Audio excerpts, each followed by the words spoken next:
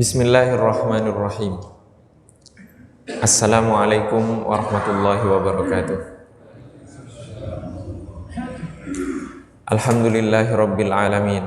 Nahmadullaha hamdan syakirin, hamdan na'imin, hamdan yuafi ni'amahu wa yukafi'u mazidah. Ya Rabbana lakal hamdu kama yanbaghi li jalali wajhikal karimi wa azimi sultanik. Ashhadu an la ilaha illallah wa ashhadu anna sayyidana Muhammadar Rasulullah.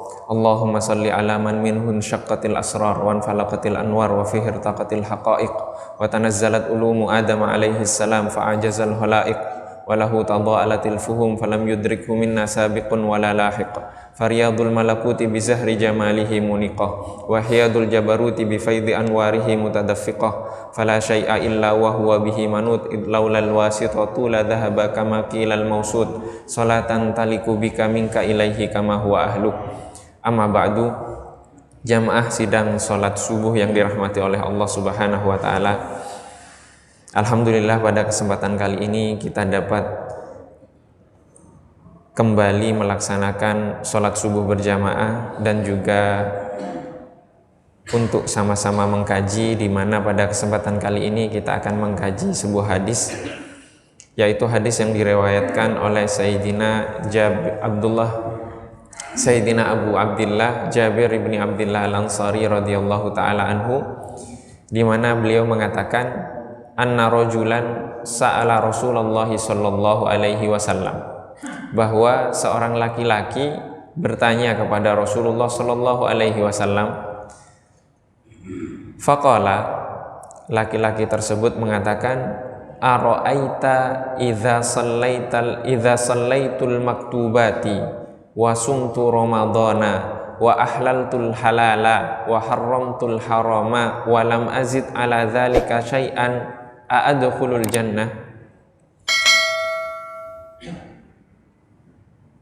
Ara'aita, tidakkah engkau melihat jika aku mendirikan sholat yang diwajibkan, yaitu sholat 5 waktu, wasumtu Ramadan, dan aku berpuasa Ramadan, wa ahlaltul halal, dan aku menghalalkan sesuatu yang halal atau melakukan sesuatu yang dihalalkan, wa harramtul harama, dan aku mengharamkan sesuatu yang diharamkan atau menjauhi sesuatu yang diharamkan, walam azid ala dzalika, dan tidak lebih dari itu yang aku lakukan, a'adkhulul jannah, tidakkah aku masuk ke dalam sorga? Qala, kemudian Rasulullah sallallahu alaihi wasallam menjawab, na'am, iya, kamu akan masuk sorga. Rawahu Muslimun, diriwayatkan oleh Imam Muslim. Di riwayat lain dikatakan bahwa ja'a a'rabiyun, datang seorang badui kepada Rasulullah. Jadi yang bertanya bukan sahabat yang tinggal bersama Rasulullah, tapi orang badui. Dari hadis ini Rasulullah Shallallahu Alaihi Wasallam menjelaskan bahwa apa? Bahwa ketika seorang hamba beriman kepada Allah Subhanahu Wa Taala, kemudian melaksanakan sholat wajib, berpuasa Ramadan, menghalalkan yang halal, mengharamkan yang haram, dan menjauhi yang haram, melaksanakan yang dihalalkan, tidak lebih dari itu dia akan masuk surga. Ini adalah pertanyaan seorang badui kepada Rasulullah Shallallahu Alaihi Wasallam. Bagaimana pertanyaan sahabat yang lain? Coba Sayyidina Umar bin Khattab bertanya kepada Rasulullah Shallallahu Alaihi Wasallam, inni uhibbuka min kulli syai' illa nafsi, ay kama qala. Aku mencintaimu wahai Rasulullah sallallahu alaihi wasallam melebihi dari segalanya kecuali diriku sendiri, kata Sayyidina Umar. Artinya kecintaan Sayyidina Umar melebihi dari segalanya kecuali dirinya sendiri kepada Rasulullah. Semestinya Rasulullah Shallallahu Alaihi Wasallam menjawab, oh kamu masuk surga bersama aku. Tapi jawaban Rasulullah berbeda. Jawaban Rasulullah Shallallahu Alaihi Wasallam, beliau mengatakan, lan yu'mina, tidak sekali-kali, ahadukum, seseorang di antara kalian beriman, hatta, hingga ia mencintaiku, kata Rasulullah, melebihi dari segalanya, termasuk melebihi dari dirinya sendiri. Itu jawaban Rasulullah untuk Sayyidina Umar bin Khattab.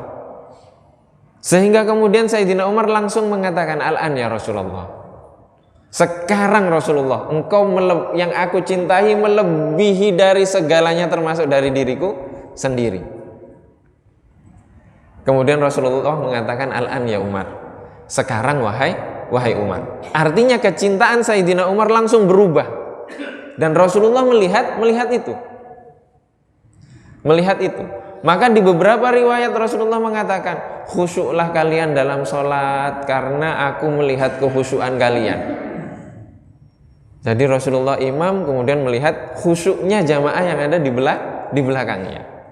Dan Rasulullah mengetahui itu.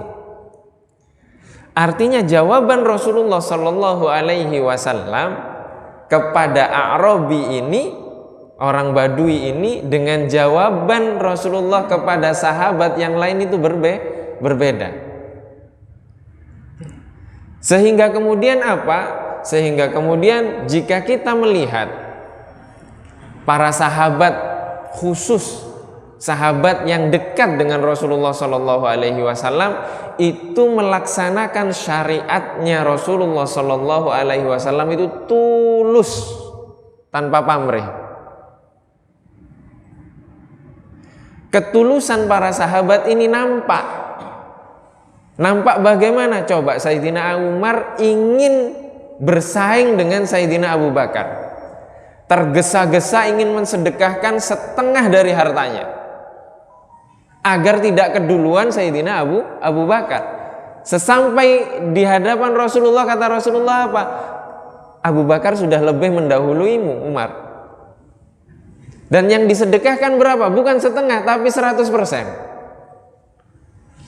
100% harta Sayyidina Abu Bakar itu diserahkan, disedekahkan untuk berjuang di jalan Allah. Artinya Sayyidina Umar sudah kalah keduluan Abu Bakar. Jumlahnya kalah, keduluannya kalah.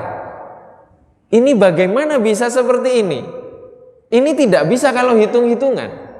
Artinya mereka berjuang di jalan Allah Subhanahu wa Ta'ala itu tidak hitungan, dilandasi dengan cinta, bukan dilandasi dengan hitung-hitungan.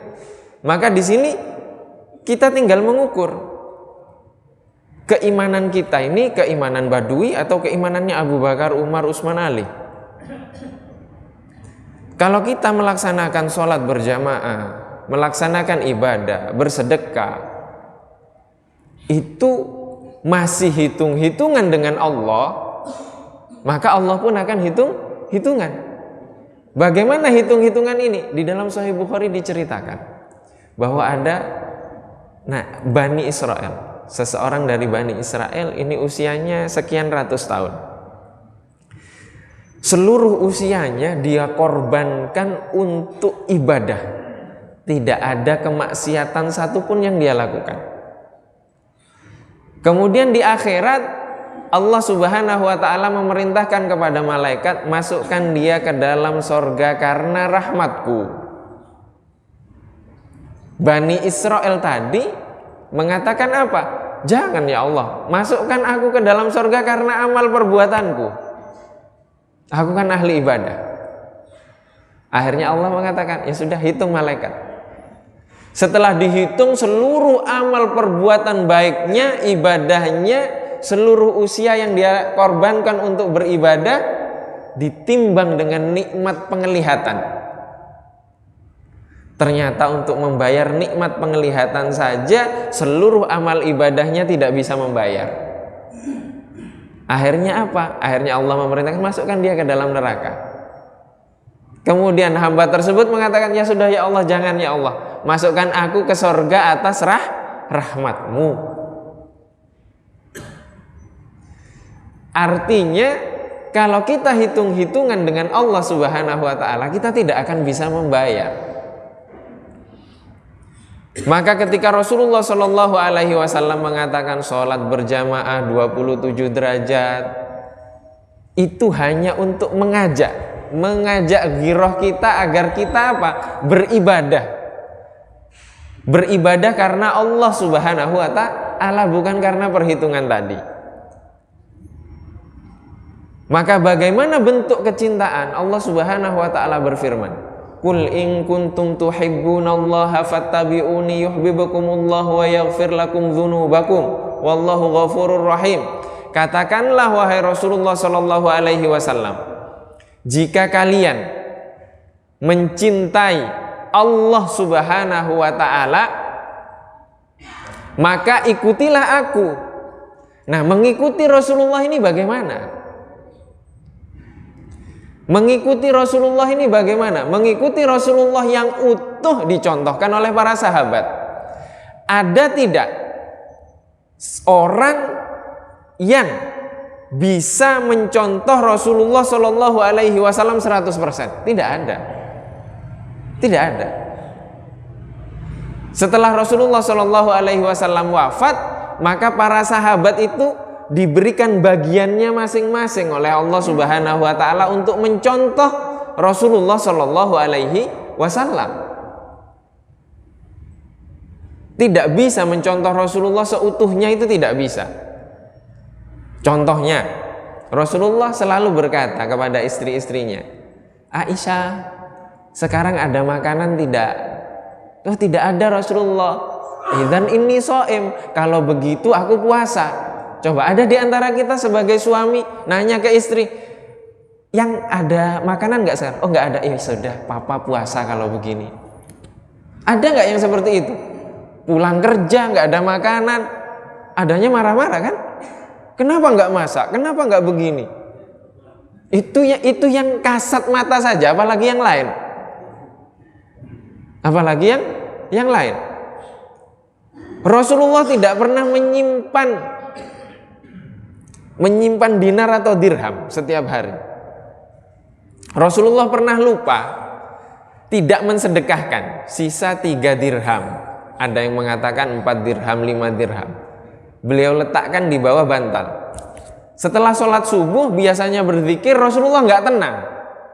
Tiba-tiba ingat apa? Ingat lupa tidak mensedekahkan 3 atau beberapa dirham yang beliau simpan ketika itu. Niat mensedekahkan tapi lupa. Kata Rasulullah apa? Kenapa Rasulullah terburu-buru? "Saya lupa nyimpan dirham di bawah bantal."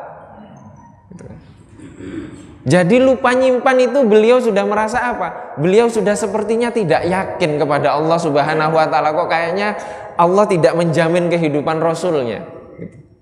Sekarang siapa yang bisa seperti itu? Yang di depan ini juga nyimpan uang kok. Ada yang bisa seperti Rasulullah? Tidak bisa seutuhnya seperti Rasulullah Shallallahu alaihi wasallam. Ini Rasulullah Shallallahu alaihi wasallam. Maka sahabat inilah yang mencontoh Rasulullah seutuhnya.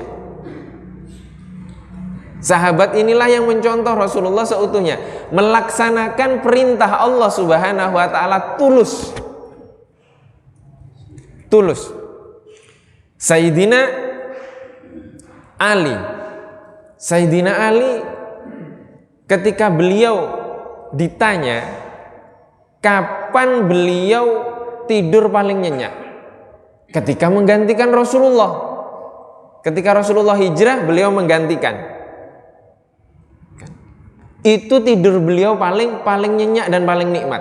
Loh, bagaimana menggantikan posisi yang amat sangat berbahaya ketika itu, taruhannya nyawa, tapi itu yang paling nikmat. Kenapa? Karena beliau mencintai Rasulullah. Daripada Rasulullah yang meninggal, mending aku yang meninggal. Ini makna dari mencintai Rasulullah, mengikuti Rasulullah. Bagaimana Sayyidina Abu Bakar menahan sakitnya sengatan binatang berbisa di Goa Thur demi nyenyaknya Rasulullah istirahat. Itu cinta. Bagaimana Sayyidina Abu Bakar khawatir akan keselamatan Rasulullah ketika kafir Quraisy masuk ke Gua Tsur, yang semestinya nampak ternyata tidak nampak. Sampai turun firman Allah, la tahzan innallaha ma'ana. Jangan sedih. Kenapa? Sesungguhnya Allah bersama kita, kata Rasulullah. Kita pernah berpikir, jangan pernah bersedih karena Allah bersama kita. Oh bisa, kalau bahagia mungkin bisa. Wah, alhamdulillah ini dari Allah. Tapi ketika sedih, ketika ada musibah, ketika ada masalah, pernah kita merasa Allah bersama kita? Atau kebalikannya, Allah nggak ada ini, ujiannya berat banget. Padahal Allah mengatakan la yukallifullahu nafsan illa wus'aha. Kemudian Sayyidina Bilal, muadzinnya Rasulullah Sallallahu Alaihi Wasallam, tidak mampu lagi mengumandangkan azan ketika kekasihnya sudah wafat. Nggak mampu mengumandangkan azan itu. Kenapa? Karena cinta. Dia tidak bisa mengumandangkan azan lagi karena apa? Biasanya setelah azan beliau membangunkan Rasulullah. As-shalah ya Rasulullah. Yang dibangunkan siapa? Sudah tidak ada lagi. Jadi itu cinta. Sampai beliau memutuskan untuk hijrah, berjuang, berjihad. Itu namanya cinta. Bagaimana Sayyidah Fatimah radhiyallahu taala anha ketika dibisiki oleh Rasulullah Shallallahu Alaihi Wasallam bahwa malaikat pencabut nyawa sudah ada di depan rumah, akan mencabut nyawaku. Sedih beliau. Dari kesedihan itu berubah seketika menjadi kebahagiaan ketika kembali dibisiki oleh Rasulullah bahwa apa? Bahwa yang akan menyusul pertama kali Rasulullah dari keluarga adalah Sayyidah Fatimah. Gimana bahagia dibocorkan kalau dia akan meninggal setelah itu. Ada di antara kita yang kamu beberapa hari lagi akan meninggal. Seneng gak? Waduh, divonis dokter, sedih adanya. Divonis dokter, kamu akan bertahan hanya sekian tahun. Wah, sudah gundah gulana gitu. Ini cinta. Maka Sayyidah Aisyah yang bertanya kepada Sayyidah Fatimah, kok bisa kamu ketika dibisiki pertama setelah itu kamu sedih, dibisiki kedua berubah menjadi bahagia? Karena apa? Akan menyusul kekasihnya.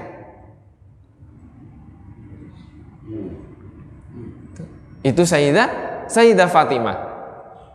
Bagaimana Sayyidina Umar ketika mendapatkan berita bahwa Rasulullah wafat? Wah, pegang pedang beliau.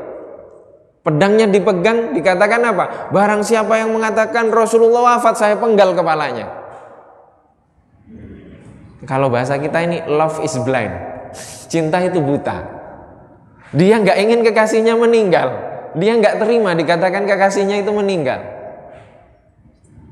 Tapi yang menyadarkan siapa? Yang menyadarkan Sayyidina Abu Bakar. Nah, Sayyidina Abu Bakar ketika itu sudah sampai kepada hakikat atau makrifat. Sayyidina Umar ketika itu masih jatuh cinta kepada Rasulullah. Maka disadarkanlah Sayyidina Umar. Maka inilah bentuk kecintaan kepada Rasulullah Shallallahu Alaihi Wasallam. Nah, sekarang kitalah yang akan menimbang diri kita. Kita ini seperti Badui atau seperti Abu Bakar, seperti Umar, seperti Utsman, seperti Ali. Kita yang akan menimbang diri kita. Bagaimana kita bisa menimbang? Bagaimana kita bisa memiripkan diri kita dengan Rasulullah Shallallahu Alaihi Wasallam jika kita tidak mengenal Rasulullah?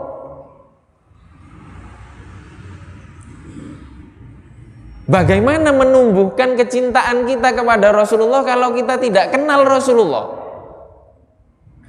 Kalau bahagia di hari kelahiran Rasulullah saja kita dilarang. Bid'ah lah. Lahirnya Rasulullah loh. Kita nggak boleh bahagia. Lahir anak kita bahagia. Ulang tahun anak kita, ulang tahunnya Rasulullah, kita nggak boleh mengenal Rasulullah. Terus bagaimana cinta itu dibangun? Bagaimana cinta kepada Rasulullah bisa dibangun kalau 12 Rabiul Awal saja kita nggak boleh? Itu bagaimana? Bagaimana kita bisa cinta ke Rasulullah? Bagaimana bisa mengikuti Rasulullah? Bagaimana bisa menyampaikan, mengenalkan Rasulullah kalau kita tidak cinta? Tidak bisa. Maka ini makna fattabi'uni. Ikutilah aku. Ikutilah dengan apa? Dengan cinta. Yuhibbukumullah. Niscaya Allah akan mencintaimu. Jadi mengikuti Rasulullah, cinta kepada Rasulullah, Allah otomatis cinta. Pertanyaannya, Allah cinta kepada kita dulu atau kita yang cinta kepada Allah, cinta kepada Rasulullah baru Allah cinta?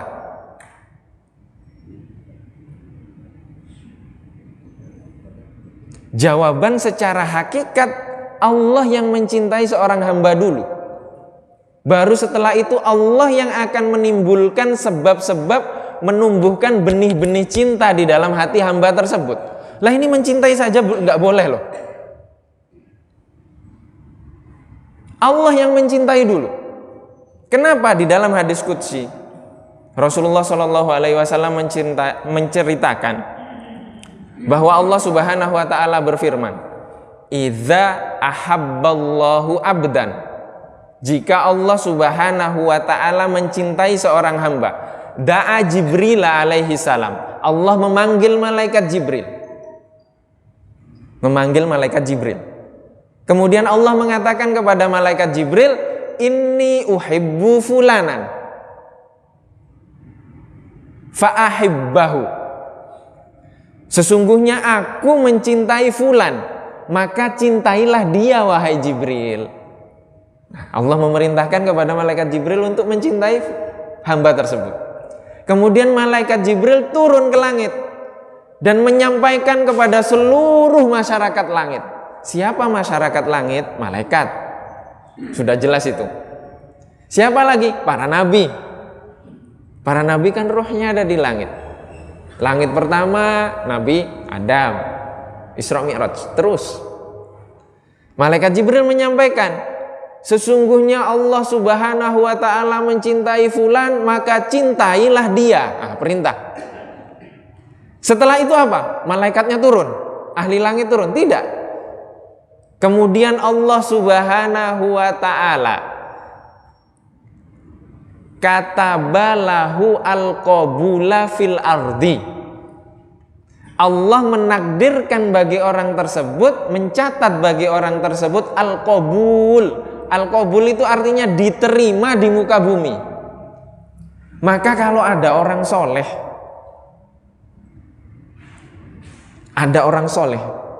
kemudian masyarakat itu berbondong-bondong berkumpul kepada orang tersebut tanpa ada pamrih apapun, itu artinya itu diterima oleh langit. Coba berapa banyak orang kalau ngadakan majelis maulid jutaan itu di Monas. Itu siapa yang ngajak? Siapa yang mengarahkan? Ada donatur gitu yang mengumpulkan bis sekian, ini saya, itu pemilu. Ini nggak ada sebab. Ngumpul banyak hanya untuk sholawatan, hanya untuk merayakan maulid. Itu siapa yang mengarahkan? Itu yang mengarahkan Allah Subhanahu Wa Ta'ala, yang mengajak hati seorang hamba untuk datang ke sebuah maulid. Gak ada yang maksa. Itu Allah. Katabalahu al-qabula fil ardi. Jadi sampai seseorang itu diterima di muka bumi. Maka ketika ada coba ulama-ulama besar dari zaman dahulu sampai sekarang yang bukunya masih abadi, yang masih banyak pengikutnya, yang masih banyak menyampaikan ilmu-ilmunya sampai sekarang, itu artinya Allah yang menjadikan apa yang mereka jelaskan itu diterima. Kita baca Bidayatul Hidayah di sini. Bab wudu, bab mandi. Coba ketika wudu Imam Al-Ghazali mengajak kita untuk apa? Basuh muka, berdoa kepada Allah agar ingat. Bangun tidur ingat Allah. Ketika wudu yang dibasuh muka. Basuh tangan berdoa agar Allah memberikan nanti catatan kita dengan tangan kanan. Membasuh tangan kiri agar gimana basuh tangan kok ingatnya ke akhirat? Apa maksudnya? Bahwa ibadah kita di dunia ini bukan hitung-hitungan. Nanti balasannya di akhirat yang tidak nampak. Bagaimana kita bisa hidup bekerja lillahi ta'ala kalau sholatnya tidak karena Allah subhanahu wa ta'ala? Tidak bisa. Sholat dulu. Ketika sholat, nah bagaimana sholatnya bisa khusyuk menghadap kepada Allah subhanahu wa ta'ala kalau wudhunya tidak benar? Wudhu dari hal-hal yang kecil. Barulah kita bahas yang lainnya. Lah ini adalah bagaimana kita mengikuti Rasulullah Shallallahu Alaihi Wasallam. Dan di masa sekarang ada yang mau ikut Rasulullah atau mau ikut Imam Syafi'i. Loh, kamu kenal Imam Syafi'i tidak? Mau ikut ulama atau ikut Rasulullah? Loh, memang ulama nggak ikut Rasulullah. Ulama itu lebih mengenal Rasulullah daripada kita. Ulama itu lebih mengenal Rasulullah daripada kita. Imam Syafi'i itu ketika beliau wafat, salah satu cicit Rasulullah namanya Sayyidah Nafisah. Sayyidah Nafisah itu mengatakan, semoga Allah subhanahu wa ta'ala memberkahi dan menyelamatkan Syafi'i karena apa? Karena sempurnanya wudhunya. Jadi madhab yang paling sempurna wudhunya, hati-hati itu Imam Syafi'i. Itu Imam Syafi'i. Bagaimana Imam Syafi'i bisa sempurna wudhunya kalau tidak menguasai hadis? Tidak menguasai riwayat-riwayat. Beliau menguasai itu. Itu Imam Syafi'i. Imam yang lain juga demikian. Maka jangan pernah membenturkan antara para ulama dengan Rasul. Tidak akan bertentangan karena mereka semuanya ilmunya sudah abadi dan kita pelajari sampai sekarang. Dan itu bukti ketulusan mereka. Siapa yang bisa menjamin kita wafat banyak yang menyolatkan kita? Jangan-jangan setelah wafat tidak ada yang mendoakan kita. Kalau Imam Syafi'i, Imam Ahmad, Imam Abu Hanifah, Imam Malik, abadi, didoakan terus. Maka disinilah letak bagaimana mengikuti Rasulullah Shallallahu Alaihi Wasallam. Mengikuti Rasulullah Shallallahu Alaihi Wasallam tidak hanya lahir saja, dan kita sibuk di lahir. Takbirnya lah bagaimana? Begini, atau begini, atau begini, atau begini, atau nggak diangkat tangannya. Kita sibuk di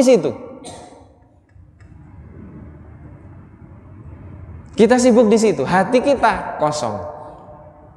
Akhirnya kita sholat tidak menghadap Allah, tapi menghadap orang yang di samping kita atau orang yang di depan kita yang tidak sama dengan kita. Padahal niatnya lillahi ta'ala. Lillahi ta'ala apa?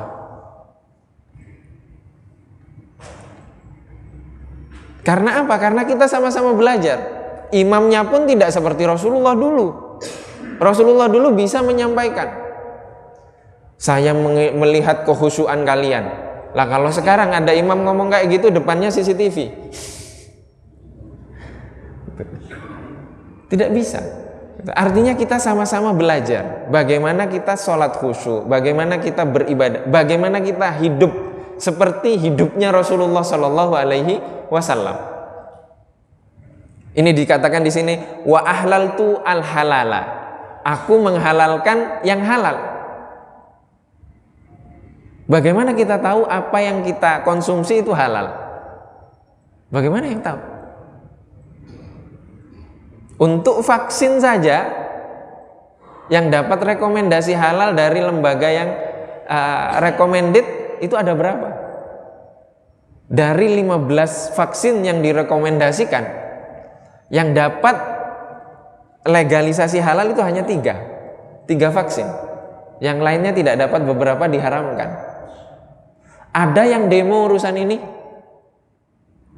disuntikkan kepada siapa? 200 juta orang.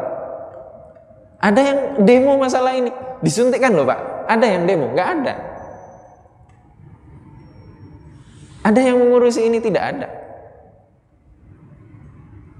Tidak ada. Ada yang menuntut? Tidak ada.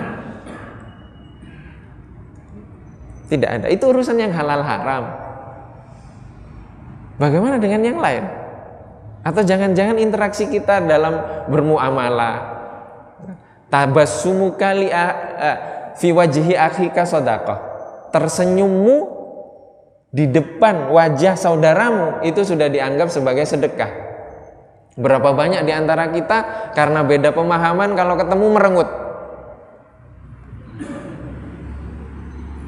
Bukan ustadz saya. Kita sama-sama menghadap kiblat sholatnya. Nabi kita satu, Tuhan kita satu. Kenapa kita tidak bersaudara, saling senyum, menyapa, begini begitu? Artinya kita belum mengenal Rasulullah Shallallahu Alaihi Wasallam. Kalau demikian, wah, kita akan jadi seperti Sayyidina Anas bin Malik. Sayyidina Anas bin Malik ini baru duduk saja, orang Yahudi melihat wajahnya sudah langsung mengucapkan 2 kalimat syahadat tanpa ngomong. Kenapa demikian? Yahudi tadi melihat, ini siapa? Kok saya melihat aura yang berbeda? Nah, aura yang berbeda. Auranya berbeda. Dilihat sudah enak. Dilihat sudah enak. Ditanya siapa dia? Oh, dia adalah sahabatnya Rasulullah. Dia menjadi pembantunya Rasulullah selama 10 tahun. Bersama Rasulullah Shallallahu Alaihi Wasallam di dalam rumah dan di luar rumah. Artinya banyak tahu mengenal tentang Rasulullah Shallallahu Alaihi Wasallam sehingga nampak dalam dirinya sosok Rasulullah Shallallahu Alaihi Wasallam. Belum ngomong belum apa, Yahudinya langsung, ya sudah saya mengucapkan 2 kalimat syahadat. Baru melihat. Nah sekarang kita sudah bertindak, kita sudah ngomong, kita sudah nulis status, sudah ini, malah banyak yang nyerang Islam. Artinya ada masalah dengan diri kita. Kita belum mencontoh Rasulullah Shallallahu Alaihi Wasallam seutuhnya. Maka sekarang kita sudah semestinya untuk banyak mengenal Rasulullah Shallallahu Alaihi Wasallam. Kita sudah mulai membaca buku sejarah-sejarah Rasulullah Shallallahu Alaihi Wasallam.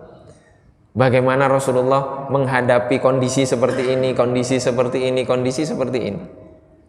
Dan juga sudah dikaji di majelis ini, di masjid ini, buku Fikih Sirah oleh Ustadz Hilmi. Itu bagus sekali karena apa? Karena Syekh Muhammad Said Ramadan Al-Buti mencocokkan kondisi Rasulullah dengan kondisi kita sekarang. Membandingkan kondisi itu. Maka inilah yang penting. Maka ketika kita menghadapi sebuah permasalahan, bayangkan bahwa kita sekarang di posisinya Rasulullah yang harus menyelesaikan permasalahan yang kita hadapi dengan caranya Rasulullah. Bagaimana bisa demikian kalau kita tidak mengenal Rasulullah, tidak mengenal syariatnya Rasulullah Shallallahu Alaihi Wasallam? Maka inilah yang perlu kita jadikan bahan untuk introspeksi bagi diri kita sendiri. Sekali lagi, bagi diri kita sendiri, bukan bagi orang lain, bagi diri kita sendiri. Karena kacamata ini digunakan untuk melihat diri kita sendiri, bukan melihat orang lain. Kenapa demikian? Karena kita bukan rokib, bukan atid, bukan malaikat. Kita hanya mengintrospeksi diri kita dan orang-orang yang berada di sekitar kita atau yang berada di tanggung jawab kita. Semoga Allah Subhanahu wa taala semakin menambah kerinduan kita kepada Rasulullah Shallallahu Alaihi Wasallam, kecintaan kita kepada Rasulullah Shallallahu Alaihi Wasallam, dan semakin membuka tabir yang menutupi kita dari Rasulullah Shallallahu Alaihi Wasallam dalam kehidupan kita, sehingga kemudian kita dapat melaksanakan sisa-sisa kehidupan kita ini menjalankannya sambil sembari bercermin kepada Rasulullah Shallallahu Alaihi Wasallam, sehingga kemudian diberikan kenikmatan oleh Allah Subhanahu Wa Taala untuk dapat bertemu dengan Rasulullah Shallallahu Alaihi Wasallam. Sebagaimana para sahabat, seorang sahabat ada bercerita kepada Sayyidah Aisyah bahwa beliau rindu kepada Rasulullah. Kemudian Sayyidah Aisyah memerintahkan, coba kamu berdiri di depan cermin. Kemudian beliau berdiri di depan cermin dan yang nampak di cermin adalah Rasulullah Shallallahu Alaihi Wasallam. Tidak ingin kita seperti itu. Bagaimana kita bisa mengenal Rasul, bertemu dalam mimpi itu Rasulullah, ternyata bukan, kita tidak kenal Rasulullah. Maka semoga Allah menganugerahkan pertemuan tersebut di dunia sebelum kelak kita bertemu dan dikumpulkan bersama beliau di akhirat. Allahumma amin. Ini saja yang dapat Al-Fakir sampaikan. Mohon maaf apabila ada kekurangan, dan mungkin jika ada yang ingin ditanyakan dipersilahkan.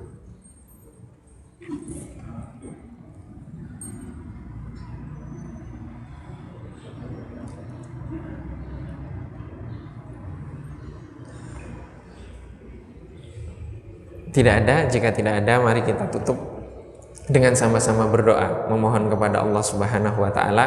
Semoga Allah Subhanahu wa Ta'ala menganugerahkan ilmunya bagi kita, membukakan pintu ma'rifahnya bagi kita, dan memberikan keistiqomahan kepada kita untuk mengikuti jejak Rasulullah Sallallahu Alaihi Wasallam, mengikuti Rasulullah Sallallahu Alaihi Wasallam lahir dan batin, dan Allah menjauhkan kita dari segala yang tidak disukai oleh Allah Subhanahu Wa Taala dan oleh Rasulullah Sallallahu Alaihi Wasallam. Ala hadhihi niyyah wa bikulli niyatin salihah wa ila hadratin Nabil Mustafa Sallallahu Alaihi wa alihi Wasallam. Al-Fatihah. Alhamdulillahirabbil alamin. Yaumiddin iyyaka na'budu wa iyyaka nasta'in. Shiratal mustaqim. Shiratal ladzina an'amta 'alaihim ghairil maghdubi 'alaihim waladdallin. Bismillahirrahmanirrahim. Hamdan syakirin, hamdan na'imin, hamdan yuafi ni'amahu wa yukafi'u mazidah. Ya Rabbana lakal hamdu kama yanbaghi li jalali wajhikal karim wa 'azimi sultanik. Asyhadu an la ilaha illallah wa asyhadu anna sayyidana Muhammadar Rasulullah. Allahumma salli ala sayyidina Muhammadin abdika wa rasulika nabiyil ummi wa ala alihi wa sahbihi wa sallim taslima biqadri azamati dzatika fi kulli waqtin wa hin. Allahumma ighfir lil muslimina wal muslimat wal mu'minina wal mu'minat al ahya'i minhum wal amwat innaka sami'un qaribun mujibud da'awat ya qadiyal hajat. Allahumma ighfir lana dhunubana wa dhunuba walidina warhamhum kama rabbawna shighara. Allahumma shrah lana sudurana wa yassir lana umurana wahlul 'uqdatam min lisanina wafqahu qawlana. Allahumma iftah lana futuhal 'arifina bika wa 'allimnal adaba ma'ak. Allahumma inna na'udzubika min qawlin bila ilmin wa na'udzubika min ilmin bila amal. Rabbana hab lana min azwajina wa dhurriyyatina qurrata a'yun waj'alna lil muttaqina imama. Rabbana atina fid dunya hasanah wa fil akhirati hasanah wa qina adzaban nar. Wa sallallahu ala sayyidina Muhammadin wa ala alihi wa sahbihi wasallam. Walhamdulillahi rabbil alamin. Wabillahi taufiq wal hidayah wal ridha wal inayah. Wassalamualaikum warahmatullahi wabarakatuh.